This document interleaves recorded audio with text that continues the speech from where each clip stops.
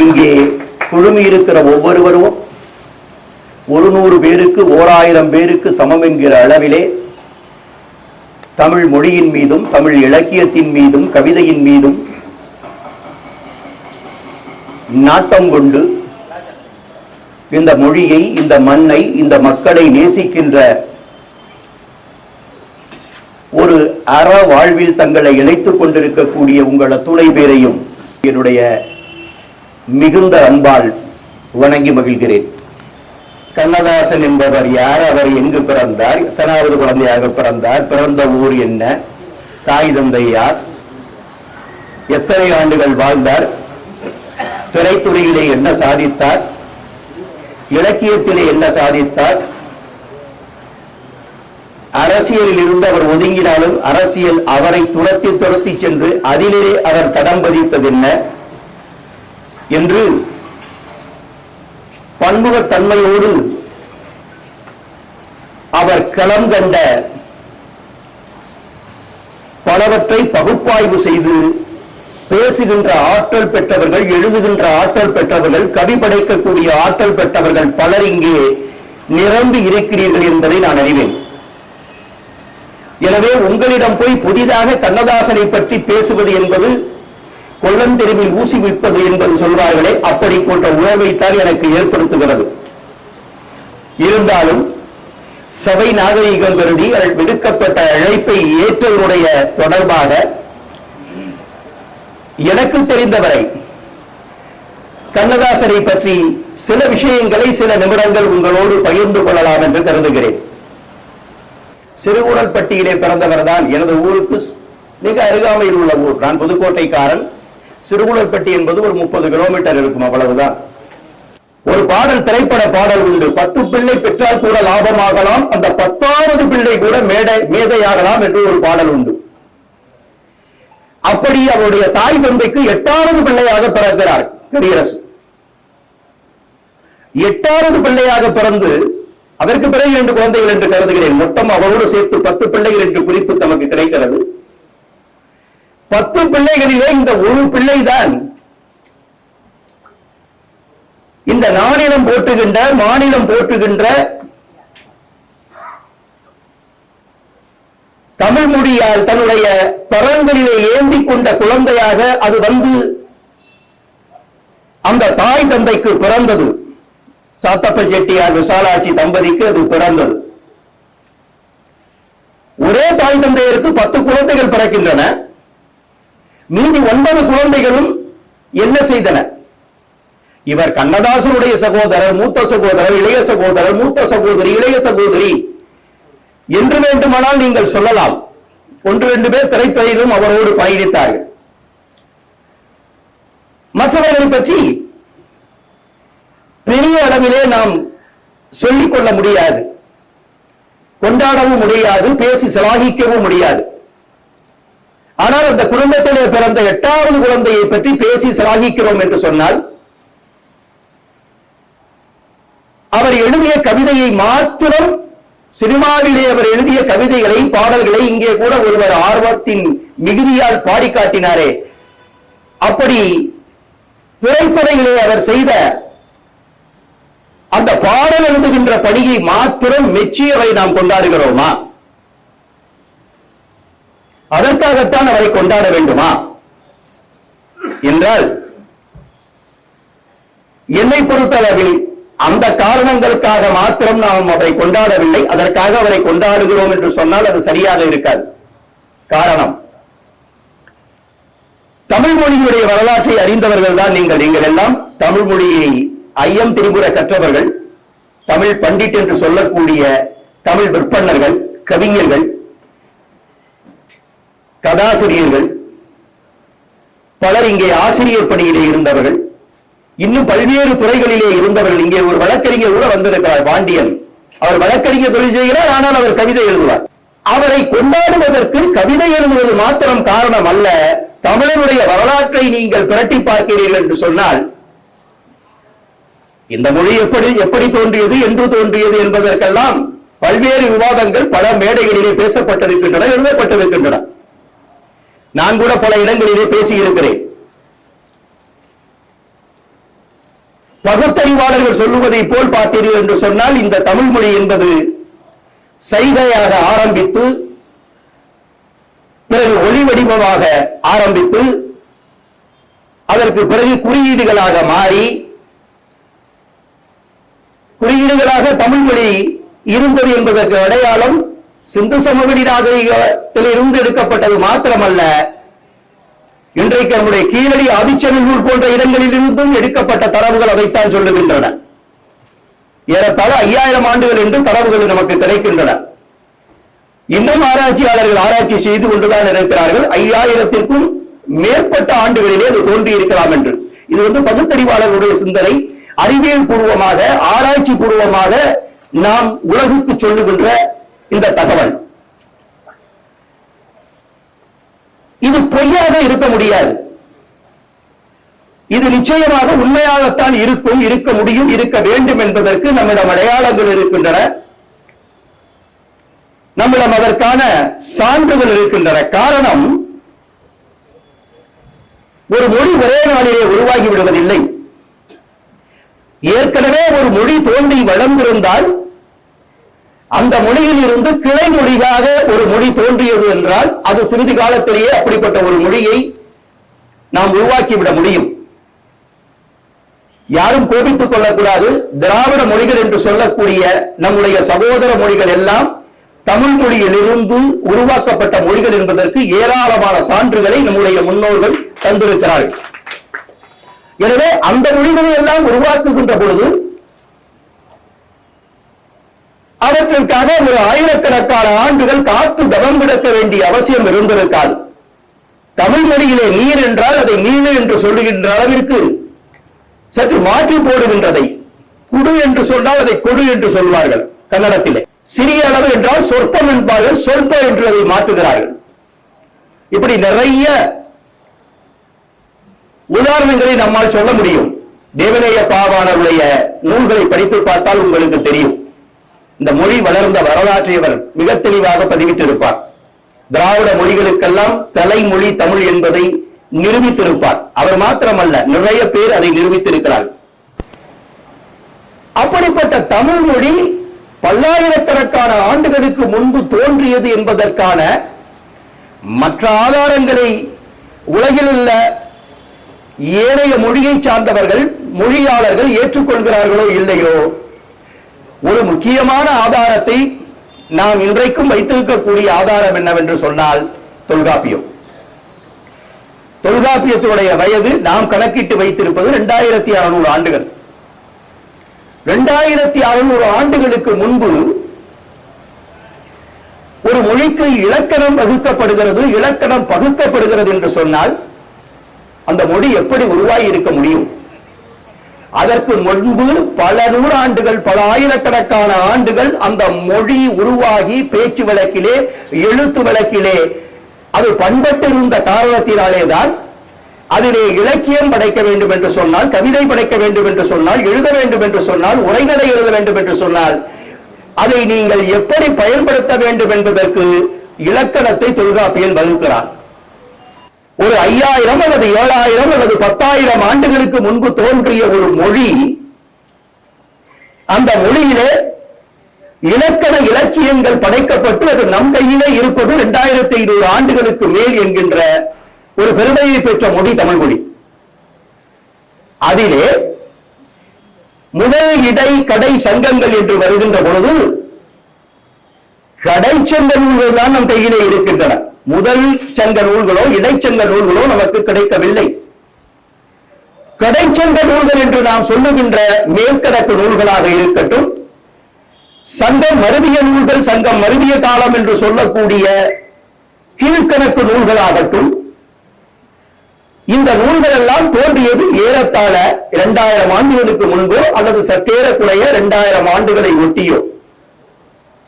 ஐம்பெரும் காப்பியங்களுடைய முதல் காப்பியமான சிலம்பு தோன்றியது 2ஆம் நூற்றாண்டு என்பதற்கு நிறைய ஆதாரங்கள் இருக்கின்றன. 2ஆம் நூற்றாண்டிலே இளங்கோவடிகள் சிலம்பை பதிவு செய்கிறார் என்று சொன்னால் அதற்கு முன்பு ஒரு பண்பட்ட ஒரு நிகழ்வு, ஒரு கதையாக உருவெடுத்திருக்கிறது. சோழ மண்டலத்திலே துவங்கி பாண்டி மண்டலத்திலே முடிந்த அந்த கண்ணகியினுடைய கதை 2000 ஆண்டுகளுக்கு முன்பு நடைபெற்று இருக்கிறது என்று சொன்னால் 2000 ஆண்டுகளுக்கு முன்பு சிலப்பதிகாரம் நடைபெற்ற நேரத்திலே காவிரி பூம்பட்டினத்திலே பல வெளிநாடுகளில் இருந்து ஏற்றுமதி இறக்குமதிகள் நடைபெற்றன. அங்கே இறக்குமதி செய்யப்பட்ட பொருட்கள் சந்தைக்கு வைக்கப்பட்டிருந்தன. அப்படி இறக்குமதி செய்யப்பட்ட பொருட்கள் சந்தையிலே விற்கின்ற பொழுது அதற்கு சுங்கவரி விதிக்கப்பட்டிருக்கிறது. தயவு செய்து தமிழர்களை உணர்ந்து கொள்ளுங்கள். 2000 ஆண்டுகளுக்கு முன்பு சுங்கவரியை பற்றி பேசுகிறது தமிழும் தமிழ் இலக்கியமும்.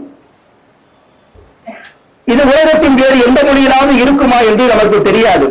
மொழியாளர்கள், தமிழ் ஆய்வாளர்கள், தமிழ் அறிஞர்கள், நீங்கள் பிற மொழியை ஒப்பு நோக்கி படித்து அதில் ஏதாவது இருந்தால் நீங்கள் தமிழ் மக்களுக்கு சொல்லலாம், ஐயா நமக்கு முன்பே ஒரு மொழியிலே இதெல்லாம் இருக்கிறது ஐயா என்று. அது கிரேக்க மொழியாக இருக்கலாம், பாரசீக மொழியாக இருக்கலாம், சைன மொழியாக இருக்கலாம், ஹீப்ரு மொழியாக இருக்கலாம், லாட்டின் மொழியாக இருக்கலாம். இந்த மொழிகளில் எல்லாம் இப்படிப்பட்ட வரலாறுகள் இருக்கின்றனவா என்று சொன்னால் இந்த மொழிகளில் எல்லாம் இப்படிப்பட்ட வரலாறுகள் கிடையாது. அவ்வளவு வரலாறுகளையும் உள்ளடக்கிய இந்த தமிழ் மொழியினுடைய பயணம் 2500 ஆண்டுகளுக்கு முன்பு எப்படி இருந்தது என்பதற்கு ஆதாரம் இல்லை என்றாலும் கூட 2500 ஆண்டுகளாக அது எப்படி பயணித்தது என்பதற்கு ஒவ்வொரு நூற்றாண்டிலும் நமக்கு ஆதாரங்கள் இருக்கின்றன. இடையிலே ஒரு 3-4 நூற்றாண்டுகள் கலப்பிரர் காலம், இருண்ட காலம் என்று சொல்கிறோம். அதிலே படைக்கப்பட்ட இலக்கியம் என்ன என்பது நமக்கு தெரியவில்லை. இலக்கியம் படைக்கப்பட்டதா என்று தெரியவில்லை. படைத்த இலக்கியங்கள் அழிக்கப்பட்டனவா என்பதும் நமக்கு தெரியவில்லை. அப்படி மேற்கணக்கு நூல்கள், கீழ்கணக்கு நூல்கள், 50 காப்பியங்கள், அதை தாண்டி சைவ நெறி சார்ந்த இலக்கியங்கள், வைணவ நெறி சார்ந்த இலக்கியங்கள் என்று வந்து அதற்கு பிறகு 10ஆம் நூற்றாண்டிலோ 11ஆம் நூற்றாண்டிலோ 12ஆம் நூற்றாண்டு கம்பனுடைய காலத்திலே சில மாறுபட்ட கருத்துக்கள் இருக்கின்றன. ஒரு தோராயமாக 10ஆம் நூற்றாண்டு என்று வைத்துக் கொண்டால் கூட 1000 ஆண்டுகளுக்கு முன்பு கவி சக்கரவர்த்தி கம்பன் தமிழிலே புதிய உச்சத்தை தொடுகிறான். 10,368 பாடல்களை இயற்றி ஒரு காப்பியத்தை படைத்த ஒரு மொழியியலாளன், ஒரு கவிஞன் இந்த உலகின் எந்த மொழியிலும் இல்லை, தமிழ் மொழியில் மட்டும்தான் இருக்கிறார்.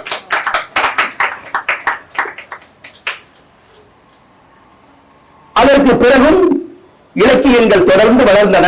சேக்கிழார் பெரிய புராணத்தை தந்தார், இடையிலே திருமூலர் திருமந்திரத்தை தந்தார், சிவபுராணம், கந்த புராணம் என்று பல இலக்கியங்கள், பக்தி இலக்கியங்கள். அதற்கு பின்பும் நிறைய சிற்றிலக்கியங்கள், சில பேரிலக்கியங்களும் இருக்கத்தான் செய்தன. பிறகு ஒரு 200 ஆண்டுகள் வேற்று மொழிக்காரர்கள் ஆட்சி செய்தார்கள் தமிழ்நாட்டிலே. அதற்கு பிறகு ஒரு 300 ஆண்டுகள் ஆங்கிலேயர்கள் ஆட்சி செய்தார்கள். ஒரு 5 நூற்றாண்டுகள் போய்விட்டன அல்லவா? அந்த காலகட்டத்திலே நம்முடைய இலக்கிய வளர்ச்சி சற்று குண்டி இருந்தது உண்மை. அதையும் தாண்டி 19ஆம் நூற்றாண்டிலே மீண்டும் ஒரு மறுமலர்ச்சியை தமிழிலே, இலக்கியத்திலே, கவிதைகளிலே உருவாக்கியவன் சுப்பிரமணிய பாரதி. அதை மறுக்க முடியாது. சுப்பிரமணிய பாரதியினுடைய எழுச்சி அது விடுதலை போருக்கு மாத்திரம் வித்திடவில்லை. தமிழ் மொழியுடைய மறுமலர்ச்சி தேவைப்பட்ட காலத்திலே, ஆங்கிலம் தழைத்தோங்கி இருந்த காலத்திலே, ஆங்கிலம் படித்தால்தான் வேலை, ஆங்கிலம் பேசினால்தான் மதிப்பு என்று இருந்த வெள்ளைக்காரருடைய ஆட்சியிலே தமிழை தூக்கி நிறுத்தியவன் அந்த காலகட்டத்திலே சுப்பிரமணிய பாரதி. அதே நூற்றாண்டிலே அவருடைய வழித்தோன்றலாக வந்தவன் பாரதிதாசன். தமிழுக்கு அமுதென்று பேர் என்று அவன்தான் பாடினான். செந்தமிழ்நாடு எனும் பொழுதில்லை, இன்ப தேன் வந்து பாயுது காரியதில்லை என்று பாரதி சொன்னதை போல் தமிழ் என்பது அமிர்தம் என்று பாரதிதாசன் சொன்னான். இந்த இருவருமே 20ஆம் நூற்றாண்டு கவிஞர்கள். பாரதி 19ஆம் நூற்றாண்டிலே பிறந்திருந்தாலும் கூட 20ஆம் நூற்றாண்டில் தான் அவன் வாழ்ந்த அந்த குறுகிய காலத்திலே நிறைய படைப்புகளை படைத்தான். பாரதிதாசன் அவனுடைய வழி வந்து தமிழ் இலக்கியத்திலே ஒரு மறுமலர்ச்சியை தந்தான். அதற்கு பிறகு தமிழ் இலக்கியத்தை முடிந்தவரை பழமை கெடாமல், மரபு கெடாமல், நாம் கொண்டிருக்கிற நாம் கடந்து வந்த அந்த கலாச்சார பாதை சீரழியாமல் தமிழ் மக்களுக்கு எளிமையான தமிழிலே, எல்லோரும் புரிந்து கொள்ளக்கூடிய தமிழிலே தமிழ் இலக்கியத்தை, தமிழ் இலக்கியவாளர்களை கொண்டு போய் சேர்த்த பெருமைக்குரியவன் கவியரசு கண்ணதாசன் மாத்திரம்தான். நான் ஒரு மேடையிலே பேசுகின்ற பொழுது சொன்னேன், ஒவ்வொரு நூற்றாண்டிலும் ஒரு கவிஞன் உச்சம் தொட்டிருப்பான் தமிழ் இலக்கியத்திலே என்று இந்த 2000 ஆண்டுகளிலே. அப்படி 20ஆம் நூற்றாண்டு கவிஞர்களுடைய கடைசி கவிஞன் உச்சம் தொட்டவர் என்று சொன்னார், அது கவிஞன் கண்ணதாசன் மாத்திரம்தான்.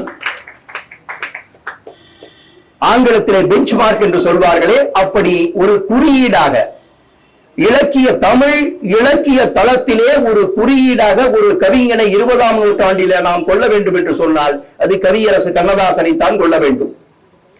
அவனை மிஞ்சியவர்கள், அந்த குறியீட்டை தாண்டிய கவிஞர்கள் இல்லை.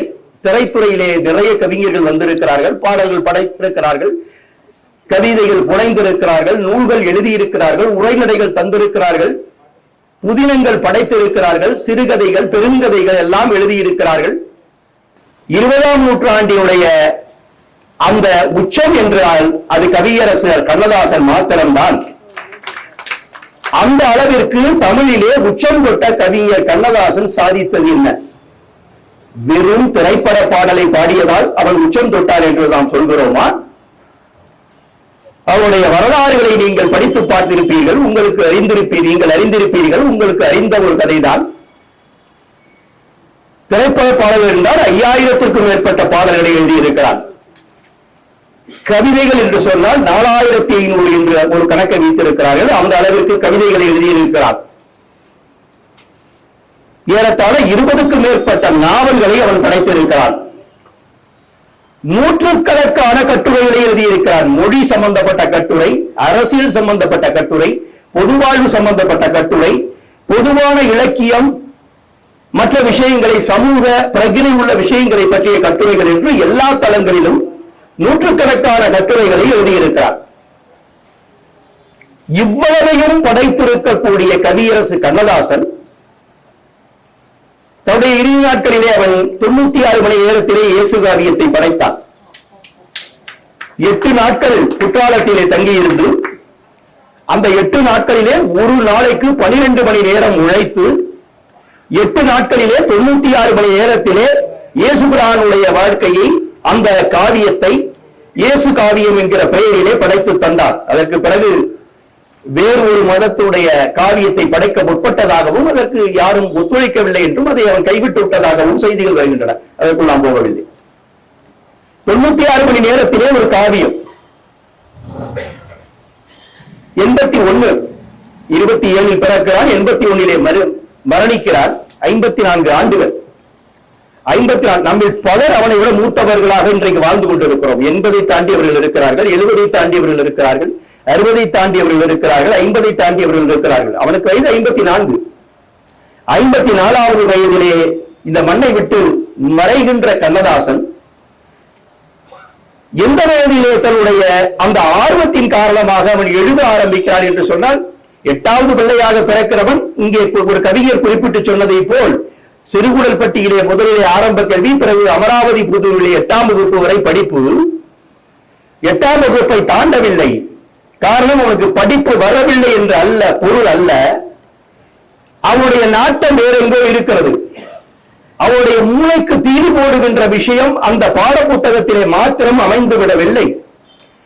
அந்த பாட புத்தகத்தையும் தாண்டி அவனுடைய மூளை வேலை செய்கிறது. அவனை பற்றி சொல்லுவார்கள், ஒரு நூலை அவரிடம் கொடுத்தால், இந்த நூல் இருக்கிறது என்றால் ஒரு 200 பக்கம் இருக்கிறது என்று வைத்துக் கொள்ளுங்கள். நம்மை போன்றவர்கள் இதை படிக்க வேண்டும் என்றால் 1 மாசம் எடுப்பார்கள் சிலர், 10 நாள் எடுப்பார்கள் சிலர், 3 நாட்களில் நான் படித்து விட்டேன் என்று பெருமையாக சொல்வார்கள். கண்ணதாசன் 15 நிமிடங்களில் அந்த புத்தகத்தை மேலோட்டமாக இப்படி பிரட்டி விட்டு அதில் இருக்கிற முழு விவரத்தையும் சொல்லுவாராம். அந்த அளவிற்கு ஒரு, எப்படி சொல்வது, கேமரா என்று சொல்கிறோமே அந்த ஒளிப்பட கருவி, அது எப்படி ஒரு பக்கத்தை ஒரு பட்டனை அழுத்தினால் அப்படியே கிளிக் செய்து என்று சொல்கிறார்கள் அல்லவா, அதை அப்படியே ஒளிநகல் எடுக்கிறது அல்லவா, அப்படி அவருடைய மூளை அந்த நூலை அப்படியே ஒளிநகல் எடுப்பதை போல கிரகித்து விடுமா. இது இயற்கை. இயற்கையும் இறைவனும் அவன் வணங்குகின்ற அந்த இறைவனும் அவனுக்கு தந்த கொடை. இவனை இறைவன் படைக்கின்ற பொழுதே, 8வது குழந்தையாக அந்த தம்பதிக்கு படைக்கின்ற பொழுதே, நீ தமிழ் தொண்டு செய்ய வேண்டும். எப்படி காளிதாசனுக்கு திடீரென்று அந்த ஞானம் பிறந்ததோ, அப்படி ஒரு ஞானம் பிறந்ததை போல கண்ணதாசனுக்கு அந்த இறைவழி வந்த அந்த அருள் கிடைத்ததன் காரணமாகத்தான் பார்த்த மாத்திரத்திலேயே எதையும் கிரகித்துக் கொள்ளக்கூடிய ஆற்றல், மிகச்சிறந்த நினைவாற்றல். அதனால்தான் எப்படி ஐயா 8வது வகுப்பு வரை படித்த ஒரு மனிதனால் இவ்வளவு தமிழ் எழுத முடியும், இவ்வளவு சுலபமாக தமிழ் எழுத முடியும், இவ்வளவு இலக்கண சுத்தத்தோடு தமிழ் எழுத முடியும்? தமிழ் மாத்திரம் அவன் எழுதவில்லை, தமிழ் எழுதினான், தமிழ் பேசினான், தமிழில் உரை நிகழ்த்தினான், தமிழில் உரை நிகழ்த்தி அரசியல் செய்தான்.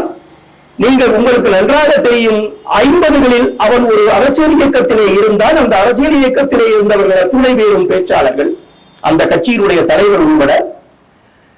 ஆனால் அவர்களை எல்லாம் ஒட்டி என்று சொல்லலாமா அல்லது மிஞ்சி என்று சொல்லலாமா, தனக்கென ஒரு பாணியை வகுத்துக் கொண்டு கவியரசு கண்ணதாசன் பேசுகிறார் என்று சொன்னால் ஆயிரக்கணக்கிலே அந்த நாட்களிலேயே கூட்டம் கூடும்.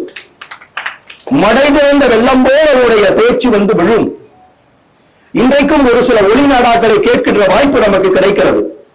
அந்த ஒளிநாடாக்களிலே அவருடைய பேச்சை கேட்டீர்கள் என்று சொன்னால் வார்த்தைகள் வந்து வரிசை கட்டி நிற்கும் என்று சொல்வார்களே, அப்படி அந்த வார்த்தைகள் கண்ணதாசனிடம் வரிசை கட்டி நிற்கும். என்னை எடுத்துக்கொள், என்னை எடுத்துக்கொள் என்று.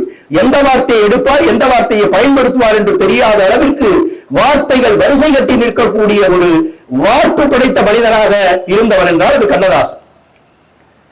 அப்படிப்பட்ட கண்ணதாசன் 8வது வகுப்புக்கு மேல் இனி நாம் படிக்க வேண்டாம், படிப்பு நமக்கு சரியாக வராது, படிப்பு ஏறாது என்பதல்ல, இதையும் தாண்டி எதையாவது சாதிக்க வேண்டும், இதையும் தாண்டி எதையாவது செய்ய வேண்டும், தமிழுக்கு ஏதாவது செய்ய வேண்டும், தமிழில் ஏதாவது செய்ய வேண்டும். இதையும் தாண்டி அவனுக்கு துறை மீது எப்பொழுதுமே ஒரு ஈர்ப்பு. ஏனென்று கேட்டால் அந்த காலகட்டங்களிலே திரை உலகம் என்பது எல்லோரும் அண்ணாந்து பார்த்து வியந்து பார்த்து விழிகளை அகல விரித்து பார்த்த ஒரே ஒரு துறை இருந்தது என்று சொன்னால் அது திரைத்துறை. அந்த திரைத்துறையிலே தடம் பதிப்பதற்கு தான் ஒரு நடிகனாக வேண்டும் என்பதற்காக கவியரசு தன்னுடைய 16வது வயதிலே சென்னைக்கு வந்து சந்திரசேகர் என்கிற புனை பெயரிலே அவன் பல இடங்களிலே தேடி அலைகிறான். தேடி அலைந்து வாய்ப்பு கேட்கிறான், கிடைக்கவில்லை. அந்த காலத்திலே வாய்ப்பெல்லாம் அவ்வளவு எளிதாக, அதுவும் 16 வயது பையனுக்கு எப்படி கிடைக்கும்? தியாகராஜ பாகவதர் போன்றவர்கள் நடித்த காலம் அது. மறைந்த திரு எம்ஜிஆர் அவர்களே ஆரம்பத்தில் கதாநாயகன் வேடத்திலே நடிக்க முடியவில்லை. அவரை அப்படி யாரும் ஏற்றுக்கொள்ளவில்லை. கொஞ்சம் கொஞ்சமாக சிறு சிறு பாத்திரங்களில் நடித்துத்தான் ஓரளவிற்கு அவர் கதாநாயகன் கூட என்கிற அந்தஸ்திற்கு வர முடிந்தது. அப்படிப்பட்ட ஒரு காலம். எனவே அந்த காலகட்டத்திலே கண்ணதாசனை திரையுலகம் ஏற்றுக்கொள்ளாமல் இருந்தது அல்லது அவருக்கு அந்த வாய்ப்பு கிடைக்காமல் இருந்தது ஒன்றும் ஆச்சரியம் இல்லை. 16 வயதிலே வந்துவிட்டார் சென்னைக்கு. சாப்பிட வேண்டும், என்ன செய்வது என்று அவர் நடிப்புக்கு வாய்ப்பு தேடி கிடைக்கவில்லை என்பதற்காக எழுத ஆரம்பிக்கலாம் என்று முயற்சி செய்து முதல் கிரகலட்சுமி என்ற பத்திரிகை, நீங்கள் அறிந்திருப்பீர்கள். கிரகலட்சுமி என்கிற பத்திரிகையிலே நில ஒளியிலே என்கிற கட்டுரை என்கிற ஒரு கட்டுரை இல்ல, ஒரு கதை. அந்த நில ஒளியிலே என்கிற கதையைத்தான் முதல் அவர் எழுதுகிறார். அது பிரசுரிக்கப்படுகிறது அந்த கிரகலட்சுமி என்கிற பத்திரிகையிலே. எல்லோருக்கும் தெரியும், தன்னுடைய முதல் எழுத்து அச்சாகின்ற பொழுது ஏற்படுகின்ற மகிழ்ச்சி இருக்கிறதே, முதல் குழந்தையை பிரசவிக்கின்ற தாயை போன்று அவளை விட அதிகமான மகிழ்ச்சியை பெறக்கூடியவன் தான் அந்த படைப்பாளி, அந்த கவிஞன், அந்த எழுத்தாளர், அந்த கட்டுரையாளர். அப்படி மகிழ்ச்சி அவருக்கு ஏற்படுகிறது. ஆனால் தொடர்ந்து அவரால் எழுத முடியவில்லை. சரி, ஏதாவது செய்ய வேண்டுமே என்று சொல்லுகின்ற பொழுது இந்த இடத்திலே கண்ணதாசனை பற்றி நான் பேச வருகின்ற பொழுது எனக்கு மனதுக்குள் சிரித்துக் கொண்டேன். ஏதோ ஒரு தொடர்பு கண்ணதாசனோடு நமக்கு என்ன இருக்கிறது என்று பார்த்தால் புதுக்கோட்டை தொடர்பு வருகிறது இந்த இடத்திலே கண்ணதாசனுக்கும் நமக்கும். என்னவென்று கேட்டால் புதுக்கோட்டை அந்த காலகட்டத்திலே ஒரு தனி சமாஸ்தானமாக இருந்தது. அதனால் வெள்ளைக்காரனுடைய நேரடி ஆட்சியிலே இருந்த இந்த சென்னை ராஜதானியிலே தமிழ் எழுதுவதை விட, தமிழிலே பிரசுரங்கள் வெளியிடுவதை விட, புதுக்கோட்டை மண்ணில் இருந்து தமிழ் எழுதுவது, தமிழிலே பிரசுரங்களை வெளியிடுவது, நூல்களை வெளியிடுவது என்பது சற்று இலகுவான காரியமாக இருந்த காரணத்தினாலே பல நூல்கள், பல சஞ்சிகைகள் புதுக்கோட்டையில் இருந்து வெளிவந்திருக்கின்றன. அந்த காலகட்டத்திலே பேராசிரியர் இலக்குள்ளார் கூட புதுக்கோட்டையில ஒரு இடத்திலே பணிபுரிந்ததாக வரலாறு இருக்கிறது. அப்படி புதுக்கோட்டையில் இருந்து வெளிவந்த ஒரு பத்திரிகை தான் திருமகள் என்கிற பத்திரிகை. அந்த திருமகள் என்கிற பத்திரிகையிலே ப்ரூஃப் ரீடர் என்று சொல்வார்களே, பிழை திருத்துவதற்காக, அந்த ஒற்று திருத்துவதற்காக அப்போது நியமிப்பார்கள். ஏனென்றால் ஒவ்வொரு எழுத்தாக எடுத்து வைத்துத்தான் அதை திருத்துவார்கள். அந்த பணிக்கு ஆள் தேவை என்று கேள்விப்பட்டு அந்த பணிக்காக சேர்வதற்காக போகின்ற போது அந்த பத்திரிகையுடைய ஆசிரியரும் முதலாளியும் கண்ணதாசன் அவர்களை ஒரு இன்டர்வியூ என்று சொல்லக்கூடிய ஒரு நேர்முக தேர்வை நடத்தினார். அப்படி நேர்முக தேர்வை அவர் நடத்துகின்ற போது, நீங்கள் நன்றாக அறிவீர்கள், அவருடைய இயற்பெயர் முத்தையா, வளர்ப்பு தாயும் தந்தையும் வைத்தது நாராயணன், புனை பெயராக தன் நடிப்பிற்காக அவர் வைத்துக் கொண்டது சந்திரசேகர். 3 பெயர்கள் ஏற்கனவே அவருக்கு வந்தாகிவிட்டது. இந்த இடத்தில் தான் அந்த திருமகள் பத்திரிகையினுடைய அந்த முதலாளி வந்து, வா தம்பி உனக்கு என்ன பேர் என்று கேட்டவுடன், இப்பொழுது அவை சண்முகி என்று ஒரு திரைப்படம் வந்தது ஒரு 20 ஆண்டுகளுக்கு முன்பு. அந்த படத்தில் ஒரு காட்சி வரும். தொலைபேசியிலே அந்த கதையுடைய நாயகன் பேசுகின்ற பொழுது உங்கள் பேர் என்ன என்று கேட்பார்கள். ஏன்னா இவர் பெண் பேரம் போட்டுத்தானே அந்த வீட்டுக்குள் போக பார்க்கிறார், மனைவியினுடைய வீடு, மாமனாருடைய வீட்டிற்கு. அப்பொழுது அவர் அந்த பொது தொலைபேசியை வைத்துக் கொண்டு ஆண் பேரா அப்படி என்று பார்ப்பார். காட்சியை வைத்திருப்பார்கள். அப்படி பார்க்கின்ற பொழுது அவ்வை சண்முகம் சாலை, அந்த அவ்வை சண்முகம் சாலையை பார்த்தவுடன் அவ்வை சண்முகம் என்பது அவ்வை சண்முகி என்பார். என பெண்ணா இல்லையா, அவ்வை சண்முகி என்பார். அது போல இவர் அந்த இடத்திலே உன் பெயர் என்ன என்று கேட்டவுடன் உடனடியாக சரி பெயர் என்று சொன்னால் ஏதோ வித்தியாசமாக சொல்லுவார்களே, கேட்சிங் என்று இன்றைக்கு ஆங்கிலத்தில் சொல்கிறார்கள். அப்படி பிடித்தவன் சொன்ன உடனே அப்படியே அப்படி பிடிக்கிற மாதிரி ஒரு பேர் சொல்லணும்.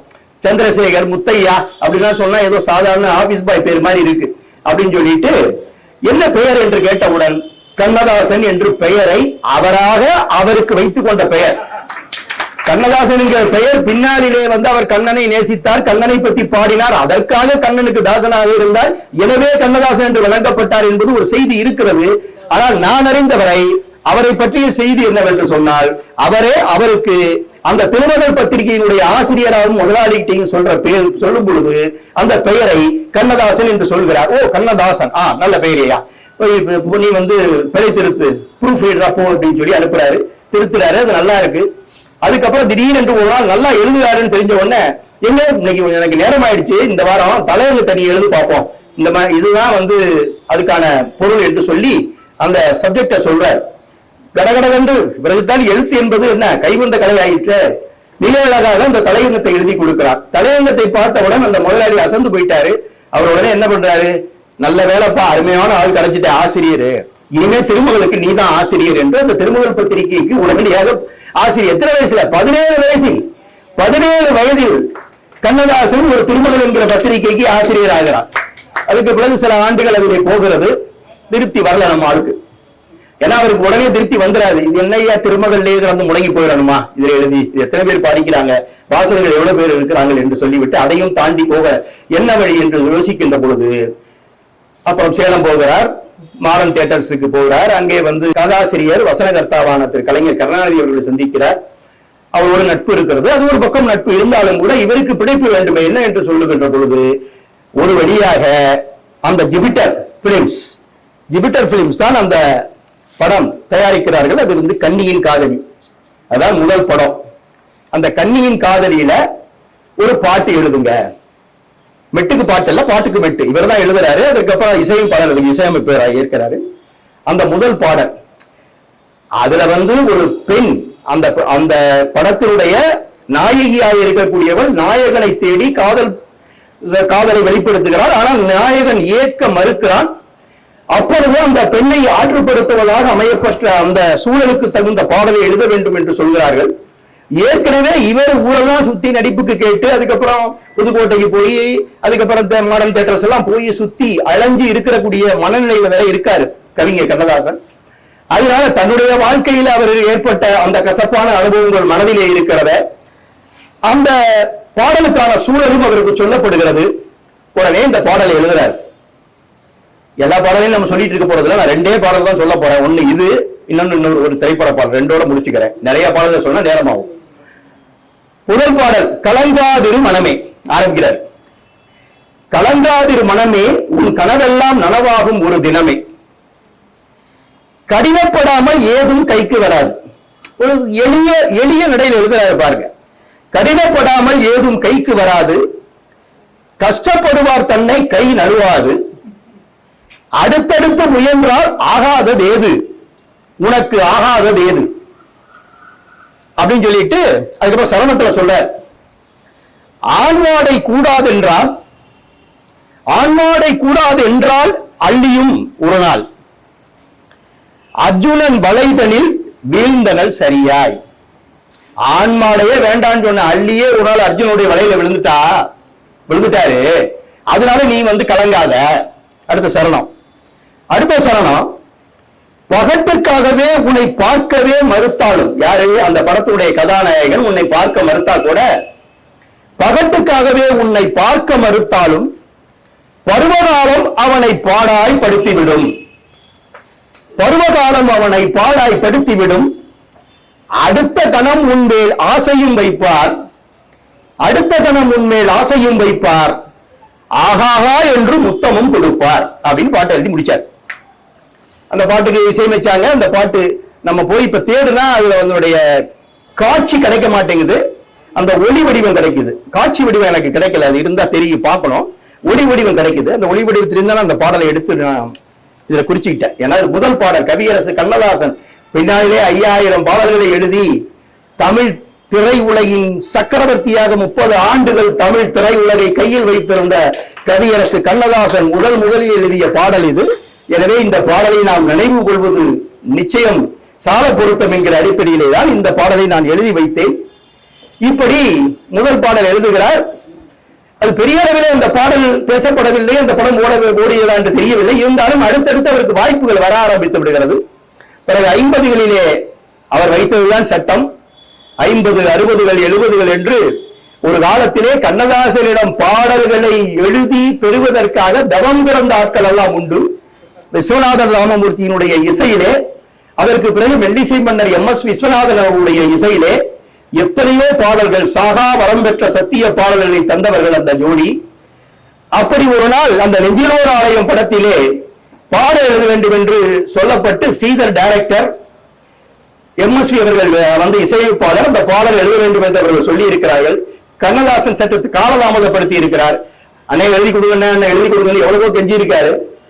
எழுதுவப்பா கொஞ்சம் வர்ற மிஸ்னே சொல்லிட்டு இருந்தாராம். ஒரு நேரத்துல நொந்து போய் MSV சொன்னதாக ஒரு தகவல் இருக்கிறது, இல்லை ஸ்ரீதர் சொன்னதாகவும் தகவல் இருக்கிறது. யார் சொன்னாலும் தெரியாது. இனிமே கண்ணதாசன் நம்ம படங்களுக்கு பாடல்கள் சொல்ல வேண்டாப்பா, அவர் ரொம்ப இதாயிட்டார், பிஸி ஆயிட்டார், அவர் விட்டுலாம் என்று சொன்னதாகவும் இது கண்ணதாசனுடைய காதுகளுக்கு எட்டியது. உடனே அந்த பாடலுடைய சூழலுக்கு ஏற்ப, ஏன்னா தன்னுடைய மனைவி பின்னாடி தன்னுடைய முன்னாள் காதலுடன் சேர்ந்து கொள்ளலாம் என்று, என்ன உடம்பு சரியில்லை, அதனால என்ன பண்றான் அந்த கதாநாயகன், முன்னாள் காதலோட நீ சேர்ந்துக்கலாம் அப்படின்னு அவர் சொல்லுவார் அப்படின்னு அந்த கதாநாயகன் சொல்றான், கணவன் சொல்றான். அதை கேட்டவன மனைவி குமரி போய் பாடுவதாகத்தான் அந்த அந்த பாடலுக்கான சூழல்.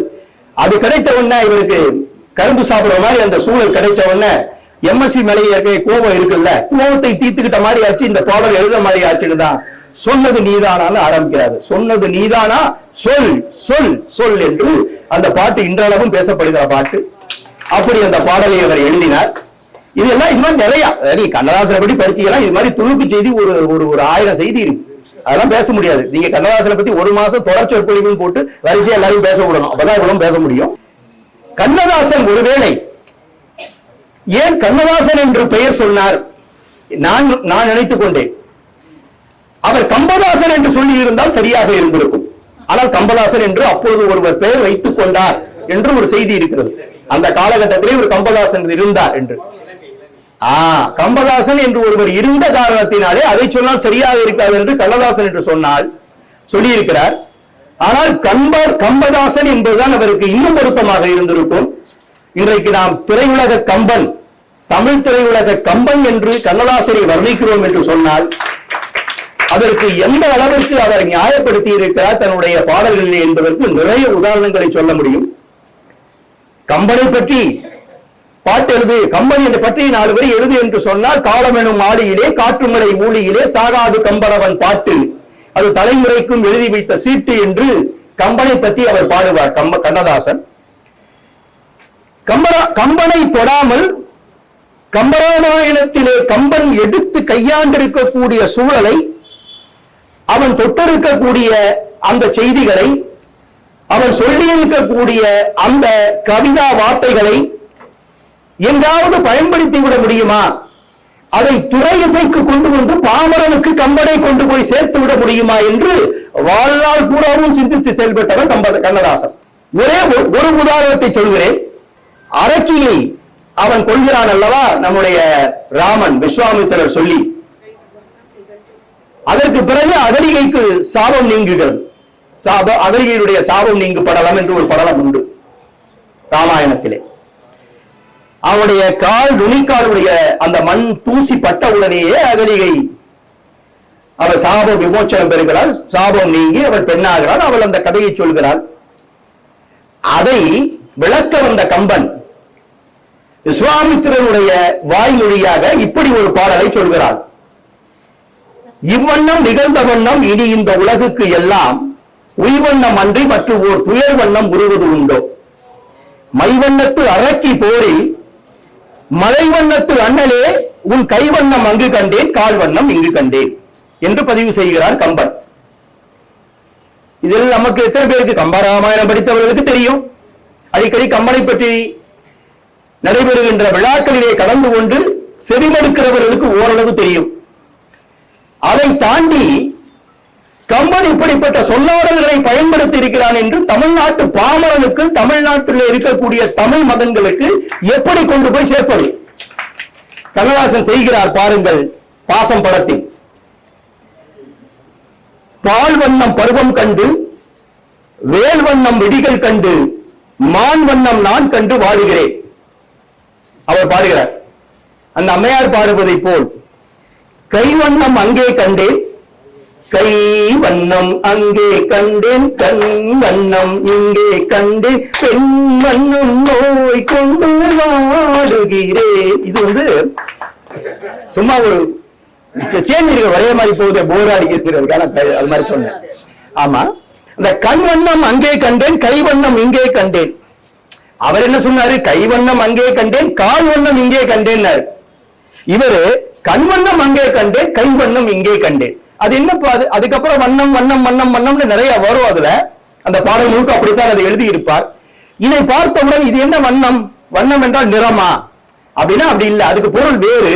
அது எப்படி? அது எங்க இருந்து எடுக்கிறாரு? கம்பன்ல இருந்து எடுக்கிறாரு. கம்பன்ல இந்த இடத்தை இருந்து அவர் எடுக்கிறாரு. ஒரு 10 பேருக்காவது கம்பனை அதிகமாக கொண்டு போய் சேர்க்க முடியும் அல்லவா இது போன்ற தலைப்பாடல்களால்? இதைத்தான் கவியரசு செய்தார்.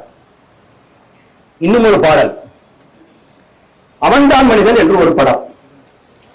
அந்த படத்துல அந்த படத்தினுடைய தயாரிப்பாளர், அதுவும் சிவாஜி கணேசன் நடித்த படம், மிக சிறப்பாக ஓடிய படம்.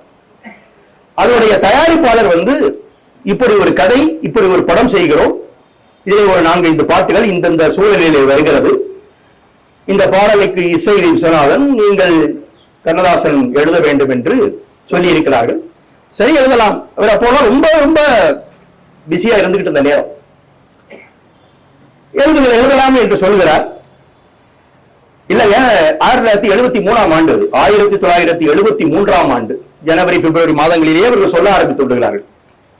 ஐயா, மே மாதம் சிங்கப்பூர் என்று நினைக்கிறேன், ஏதோ ஒரு வெளிநாட்டிலே படப்பிடிப்பு. அந்த பாடல் காட்சிகள் தான் வெளிநாட்டிலே நாங்கள் போய் எடுக்க போகிறோம், எனவே பாடலை தயார் செய்யுங்கள் என்று சொல்கிறார்கள். 73ஆம் ஆண்டிலே மே மாதத்திலே படப்பிடிப்பு, மே மாதத்திலே படப்பிடிப்பு என்று 2-3 மாதங்கள் திரும்ப திரும்ப சொல்கிறார்கள். ஆனால் கண்ணதாசனால் எழுத முடியவில்லை, அவருக்கு நேரம் இல்லை. அப்பொழுது அரசியல் வேறு அவருக்கு. அரசியல்ல பிரமாதமா அவருக்கு காங்கிரஸ் பெரிய இயக்கத்திலே இணைந்து காமராஜரோடு அவர் பயணித்துக் கொண்டு வந்த காலம். நிறைய பொதுக்கூட்டங்கள், நிறைய எழுத்துக்கள், தென்றலிதழ், போக்குவரத்து நிறைய இருக்குது. அப்படி இருக்கும்போது ஒரு நாள் அவர் அவசரப்படுத்தி நீங்க எழுதியே ஆகணும்னு சொல்லி ஒரு நாள் கூட்டிட்டு போய் எம்எஸ்வி எழுத சொல்லி அந்த 4-5 பாட்டுகளையும் ஒரே முச்சில உட்கார்ந்து வரிசையாக எழுதி கொடுக்கிறார்.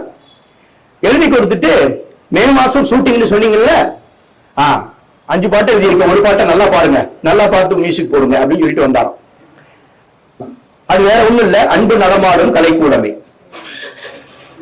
அன்பு நடமாடும் கலைக்கூடமே, ஆசை மழை மேகமே, கண்ணில் விளையாடும் எழில் வண்ணமே, கன்னி தமிழ் மன்றமே. இதுக்கப்புறம் எல்லா இடத்திலும் அந்த இறுதி சொல்லினுடைய இறுதி எழுத்து, அந்த சொல்லினுடைய இறுதி எழுத்து மே என்று முடியும். ஒருவர் கணக்கிட்டு எழுதி சொல்லி இருக்கிறார், நான் கணக்கிடவில்லை, நீங்கள் கணக்கிட்டு பாருங்கள். 38 முறை அந்த பாடலிலே மே என்ற அந்த மகர வரிசை மே என்ற நெடில் வருகிறது என்று அவர் பதிவிட்டிருக்கிறார். அதைத்தான் அவர் சொன்னாராம். இவர் ஒரு 10 தரம் சொல்லி இருப்பாரா மே மாசம் ஷூட்டிங், மே மாசம் ஷூட்டிங் என்று. 10 தரம் மே மாசம் ஷூட்டிங் நான் சொல்றேன், 38 தரம் மேன்னு சொல்லு அப்படின்னு சொல்லி ஒரு பாட்டை எழுதி கொடுத்துட்டு வர்ற. அதுல அந்த மே வர்ற மாதிரி எழுதுறதுங்கிறது ஒண்ணும் பெரிய விஷயம் இல்ல. அதுல ஒரு சரணத்துல சொல்லுவாரு, மாநிலம் எல்லாமும் நம் இல்லமே, மக்கள் நம் சொந்தமே, காணும் நிலம் எங்கும் தமிழ் பாடும் மனமே, உலகம் நமதாகுமே எப்படின்னு ஒரு சரணம் இருக்கும். இது என்னது? காதல் பாட்டுல இது என்னது நீங்க கேட்கலாம். காதல் பாட்டு அல்லது ஒரு கருணை நிறைந்த பாட்டு எது வேணாலும் வச்சுக்கோங்க. இந்த பாட்டுல மாநிலம் எல்லாம் நம் இல்லமே, மக்கள் நம் சொந்தமே, ஏதோ ஒரு அரசியல்வாதி பொதுக்கூட்டத்தில் பேசுற மாதிரி தெரியலையா உங்களுக்கு? மக்கள் நம் சொந்தமே, காணும் நிலம் எங்கும் தமிழ் பாடும் மனமே, உலகம் நமதாகுமே. இது ஏன் எழுதுறாருன்னா அடுத்த வரியில் அதற்கு பதில் இருக்கிறது. அன்று கவிவேந்தன் சொல்வண்ணமே யாவும் உறவாகுமே அப்படின்னு கடைசியா அந்த ஒரு வரி எழுதுவார். அது யார்? அந்த அன்று கவிவேந்தன் சொல்வண்ணம். அந்த கவிவேந்தன் யார் அப்படின்னா கணியன் பூங்குன்றன். புறநானூற்றிலே ஒரு பாடல் எழுதிய கணியன் பூங்குன்றன். இதுல வேற எங்க நான் படிக்கல சார், நானா சொல்றேன், நீங்க எப்படி வேணா எடுத்துக்குவாரு. நான் எந்த குறிப்பும் படிக்காது, இது நான் குறிப்பு எடுக்காத, நான் படிக்காத எது இப்படித்தான் இருக்க முடியும் என்று நான் யோசித்து உங்களுக்கு சொல்கிறேன். நீங்கள் அதை ஆராய்ந்து சொல்லுங்கள்.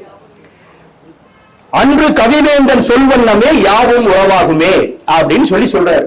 என்னன்னா கணியன் பூங்குன்றன் சொல்ல அந்த யாதும் ஊரே யாவரும் கேளீர் என்ற ஒற்றை வரி அந்த பாடல் முழுவதும் இருக்கிறது. அது வேறு விஷயம்.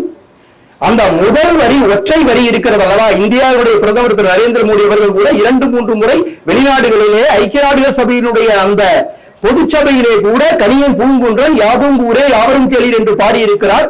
எங்கள் ஊர் கவிஞர், தமிழ் கவிஞர் 2000 ஆண்டுகளுக்கு முன்பு உலகத்திலே இருக்கக்கூடிய ஊரெல்லாம் எங்களுடைய ஊர், உலகத்திலே இருக்கக்கூடிய மக்கள் எல்லாம் என்னுடைய சகோதரர்கள், என்னுடைய மக்களுடைய உறவுகள் என்று ஒரு உலகளாவிய சகோதரத்துவத்தை 2000 ஆண்டுகளுக்கு முன்பு இந்த உலகத்திலே, இந்த பூமிப்பந்திலே விதைத்து சென்றவன் தமிழன் என்கின்ற மிகப்பெரிய பெருமையை சலை காட்டி இருக்கிறார். அதை எடுத்துக் கொள்கிறார் நம்முடைய கவிஞர் கண்ணதாசன். இதை எப்படி சொல்ல முடியும்? புறநானூற்று பாடலிலே அப்படி அவர் கணியன் பூங்குன்றனால் பாடி இருக்கிறார். யாதும் ஊரே யாவரும் கேணி, தீதும் நன்றும் பிறதரவாதா, நோதலும் தனிதரும் அவற்றால் சாதலும் புதுவதென்று எப்படி அந்த பாடல் வருது. இதை போய் நீங்க என்ன சொல்லுவீங்க? அந்த காலகட்டத்துல யாரு இதை கேட்பா? யாருக்கு இது புரியும்? அப்போ அந்த யாரும் ஊரே யாவரும் கேளீர் என்ற சொல்லுக்கு, இந்த சொல்லாடலுக்கு, இந்த சொற்றொடருக்கு இதுதான் பொருள் என்று உள்வாங்கிய கவியரசு ஒரு பாடலிலே, ஒரு திரைப்பாடலிலே சொல்லுகிறான், மாநிலம் எல்லாமும் நம் இல்லமே. மாநிலம் என்றால் இந்த இருக்க ஸ்டேட்னு பேர் இல்லை, அதுக்கு மாநிலம்னா உலகம் முழுமையும் என்று ஒரு பொருள் உண்டு. மாநிலம் எல்லாமும் நம் இல்லமே, மக்கள் நம் சொந்தமே, யாவும் ஊரே யாவரும் கேளீர், மக்கள் நம் சொந்தமே, காணும் நிலம் எங்கும் தமிழ் பாடும் மனமே. எங்க பார்த்தாலும் தமிழ் பாடுகின்றோம், ஏன்னா யாதும் ஊரே சொல்லிட்டோம்ல. உலகம் நமதாகுமே, இந்த உலகமே என்னுடையது. ஏன்னு கேட்டால் எங்க போனாலும் என் ஊரு, எங்க போனாலும் என் சொந்தக்காரர் இருக்காங்கப்பா அப்படின்னு சொல்லக்கூடிய ஒரு சகோதரத்துவத்தை உணர்த்தக்கூடிய தமிழன் என்பதை பறைசாட்டுகிட்ட விதமாக இந்த சரணத்தை அமைத்துவிட்டு அன்று கவிவேந்தன் சொல்வண்ணமே யாவும் உறவாகுமே அப்படின்னு சொல்லி கொண்டு வந்திருக்காரு. இன்னும் ஒரே ஒரு பாடல், அந்த பாடலோடு நிறைவு செய்கிறேன் என்று கேட்டா, அந்த பாடல் காவியம், இந்த புறநானூற்று பாடல், இன்னொரு சைவ இலக்கியம். இந்த மூணிலிருந்து எடுத்து ஒரே ஒரு பாடலை பாடி இருக்கிறார் கவியரசு கண்ணதாசன். யாராலுமே செய்ய முடியாது. அதுவும் அந்த படத்துல தான் வருது. அவன்தான் மனிதன் அதே படத்துல அந்த அந்த படத்தினுடைய கதாநாயகன் மிகப்பெரிய செல்வந்தன், கர்ணனை போன்று கொடுத்து கொண்டே இருக்கக்கூடியவன், யார் எதை கேட்டாலும் கொடுக்கக்கூடிய ஒரு வள்ளல் தன்மை உடையவன், கொடுத்து கொண்டே இருப்பான். ஆனால் அவன் விரும்புவது ஒரு பெண்ணை, அவளை காதலிப்பான், திருமணம் செய்து கொள்ள ஆசைப்படுவான். ஆனால் அவள் தன்னுடைய நண்பனை வேறு ஒருவனை காதலித்து திருமணம் செய்து கொள்வாள். ஏமாற்றம் மிஞ்சுகிறது அந்த கதாநாயகனுக்கு. எல்லாவற்றையும் கொஞ்சம் கொஞ்சமாக அவன் இழக்கிறான், அவனுடைய மனது துடிக்கிறது. அப்பொழுது அது ஒரு சோகப்பாடல் தான். இதை எழுத வேண்டும் என்று கண்ணதாசனிடம் சொல்கிறார்கள். கண்ணதாசன் எழுதுகிறார், முதல் வரி ஆட்டுவித்தால் யாரொருவர் ஆடாதாரே கண்ணா. அது என்ன இது? ஆட்டுவித்தால் யாரொருவர் ஆடாதாரே கண்ணா, இது எங்க இருந்து எடுக்கிறார் அப்படின்னா, பாருங்க எவ்வளவு நுட்பமா கண்ணதாசன் தமிழ் உலகத்திற்கு தொண்டு செஞ்சிருக்காருங்கிறதுக்கு இந்த ஒரு பாடலை நீங்க உதாரணமா சொல்லலாம். இது 6ஆம் திருமுறையாக அப்பருடைய தேவாரத்திலிருந்து எடுக்கிறார். அப்பர் தேவாரத்திலே சொல்லுகிறார், ஆட்டுவித்தால் ஆரொருவர் ஆடாதாரே, அடக்குவித்தால் ஆரொருவர் அடங்காதாரே, ஓட்டுவித்தால் ஆரொருவர் ஓடாதாரே, உருகுவித்தால் ஆரொருவர் உருகாதாரே, பாட்டுவித்தால் ஆரொருவர் பாடாதாரே, பணிவித்தால் ஆரொருவர் பணியாதாரே, காட்டுவித்தால் ஆரொருவர் காணாதாரே. இது தேவாரம், அப்பர் சாமியுடைய தேவாரம். அதனுடைய அந்த பாடலுடைய முதல் வரிதான் ஆட்டுவித்தால் ஆரொருவர் ஆடாதாரே. அதை எடுத்து தன்னுடைய பல்லவியிலே முதல் வரியிலே போடுகிறார். இது தேவாரத்திலிருந்து எடுக்கப்பட்டது. அதிலே அடுத்து பல்லவிக்கு அப்புறம் அனுபல்லவி வருகிறது. பகைவர்களை நானும் வெல்வேன் அறிவினாலே, என்னுடைய அறிவை பயன்படுத்தி நான் பகைவர்களை தும்சம் செய்துவிட முடியும். ஆனால் நண்பரிடம் தோற்று விட்டேன் பாசத்தாலே. பாசம் என்கின்ற ஒரே ஒரு விஷயத்தால் நான் என் நண்பரிடம் தோற்று, தன்னுடைய காதலியை இழந்திருப்பார். அதற்காக அப்படி எழுதிவிட்டு சரணம் தான் முக்கியம். 2 சரணங்கள், இரண்டுமே 2 தமிழ் இலக்கியங்களை தழுவி எழுதப்பட்ட சரணங்கள். ஒன்று, பாஞ்சாலி உன்னிடத்தில் சேலை கேட்டால் அந்த பார்த்தனவன் உன்னிடத்தில் கீதை கேட்டான். முதல் கேட்டான் அப்படிங்கிறதுக்கு கேட்டு பெறுறது, 2வது கேட்டான்ங்கிறது செவிமெடுக்கிறது. பாஞ்சாலி உன்னிடத்தில் சேலை கேட்டால் அந்த பார்த்தனவன் உன்னிடத்தில் கீதை கேட்டான். நான் இருக்கும் நிலையில் உன்னை என்ன கேட்பேன், இன்னும் நன்மை செய்து துன்பம் வாங்கும் உள்ளம் கேட்பேன். எவ்வளவு பெரிய வரி!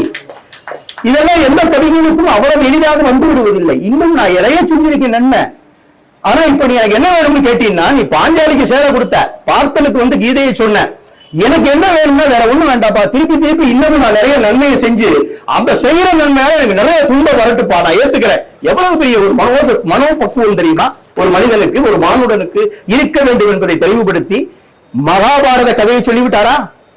மகாபாரத போர் ஏன் வந்தது? சேலையை விழுந்ததால் வந்தது. அதனாலதான் சேலை கேட்டார், அந்த இடம் வந்துருச்சு. அதற்கு பிறகு போர்ல ஆயுதத்தை கீழே போட்டுட்டாரு பார்த்த நம்முடைய அர்ஜுனன், அவருக்கு சொல்லப்பட்டதுதான் கீதை. அதனால்தான் போர் நடந்தது, கௌரவர்கள் தோற்றார்கள், பாண்டவர்கள் வென்றார்கள். இது மகாபாரத கதை.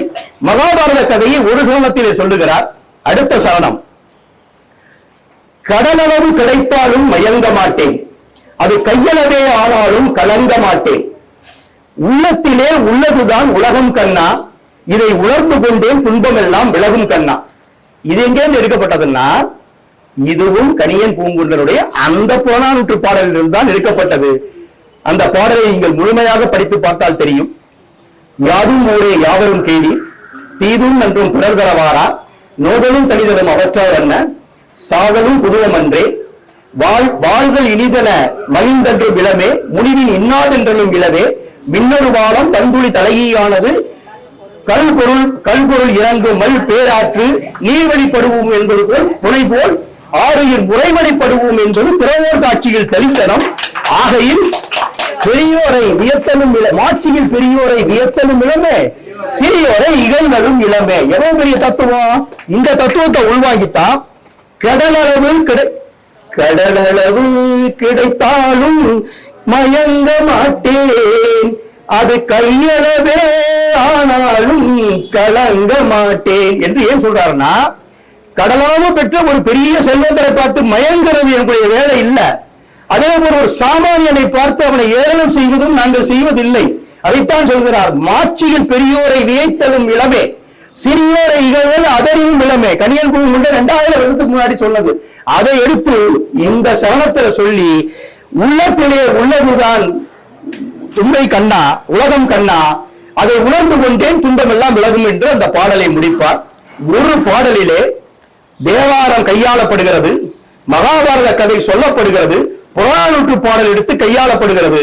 இப்படி தமிழ் இலக்கியத்தை, அது பக்தி இலக்கியமாக இருந்தாலும் சரி, அற இலக்கியமாக இருந்தாலும் சரி, எல்லா இலக்கியத்தையும் உள்வாங்கிக் கொண்டு முழுமையாக அறிந்து கொண்டு மனதிலே உறவிட்டு விட்டு அதை சாமானிய தமிழ் மக்களுடைய நெஞ்சங்களிலே படரவிட்ட பெருமை கவியரசு கண்ணதாசன் ஒருவருக்குத்தான் இருக்கிறது என்ற காரணத்தினாலே அவரை கொண்டாடுகிறோம், அவருக்கு நூற்றாண்டு விழா நடத்துகிறோம். அதுதான் கண்ணதாசனுடைய சிறப்பு என்று சொல்லி வாய்ப்புக்கு நன்றி பாராட்டி விடைபெற்றுக் கொள்கிறேன். நன்றி, வணக்கம். நடைபெற்ற கவியரசு கண்ணதாசன் நூற்றாண்டு விழாவை ஒட்டி நடைபெறுகின்ற இந்த விழாவிலே நானும் பங்கேற்றதிலும், குறிப்பாக நீதியரசர் சுரேஷ் அவருடைய உரை என்றாலே எங்கிருந்தாலும் நான் ஓடி போய் கேட்பேன். இன்று அவர் கண்ணதாசனுடைய பாடல்கள்ல இதுவரை அறியாத பல தகவல்களை சொன்னார் என்பதற்காக அவருக்கு சிறப்பு பாராட்டுகள், நன்றியும் கூட.